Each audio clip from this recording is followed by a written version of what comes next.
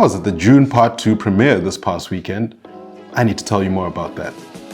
My name is Nigel Takura and I'm a film student here at SAE Institute in Dubai. What I love most about film is just how the visuals and the aesthetics all come together. I've wanted to do film for so long, but I've been working, and that helps me segue into my next point. The Dune premiere was an amazing event. I happened to be there as a part of CNN Academy, which I graduated from, and our role there was to just run the red carpet, speak to as many of the stars from the movie as possible.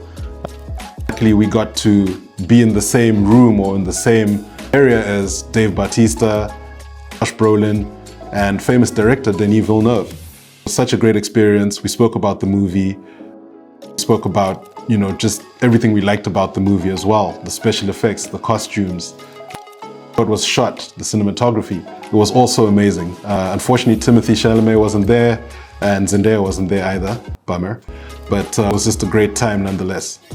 If you're as passionate as I am about film and the arts, come join us at SAE.